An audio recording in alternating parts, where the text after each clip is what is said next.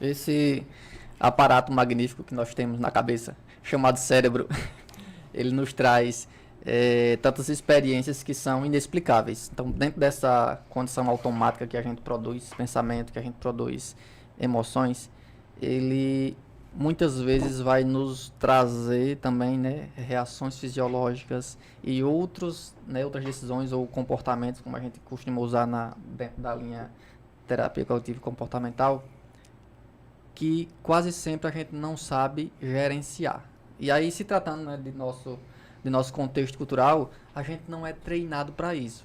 Eu lamento muito que na nossa história enquanto povo, e acredito que Everton deva trazer daqui a pouco mais algo semelhante a isso, nós nunca tivemos nenhum tipo de orientação, por exemplo, emocional para crianças, né? Ele que trabalha na educação, assim como eu, a gente sabe o quanto que é carente, uma lacuna aí sem precedentes do quanto que as crianças convivem sem nunca, talvez, terem uma explicação realmente pontual ou nenhum direcionamento do aspecto emoção, né?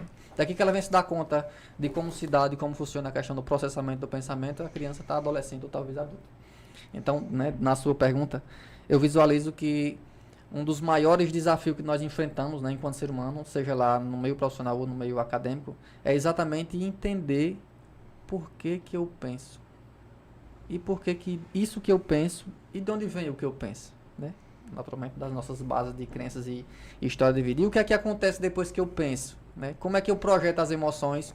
Como é que, dentro desse aspecto que você citou aí, do aspecto ansiedade, por exemplo, na minha condição acelerada de pensar, por que que eu apresento tantas reações fisiológicas que às vezes me assustam? Diógenes, como é que a gente trabalharia com a criança de uma forma lúdica, de uma forma que isso possa fazer o entendimento dela melhorar, a gente possa abrir um espaço aí na cabecinha aí, na mente dessa criança que está na escola, está com essa dificuldade. Me conta aí uma estratégia que você pode estar usando, que você usa. Por exemplo, imagine uma criança com 3, 4 anos que está iniciando aí a vida escolar e que ela, no seu costume diário, quando ela chora, quando ela está com raiva, ela é proibida de chorar ou ela é proibida de sentir raiva. Como se aquilo fosse algo que a gente pudesse apertar um botãozinho, né, e desligasse essa emoção ou essa reação fisiológica que é o choro. Então imagine como que essa criança não se desenvolve sem compreender o básico. Então a estratégia que seria, por exemplo, uma das mais práticas e qualquer pai, qualquer professor pode colocar em prática seria: se está com raiva, o que é que você está sentindo? Me diga o que é que você está sentindo. É realmente estimular para essa criança falar o que ela está sentindo.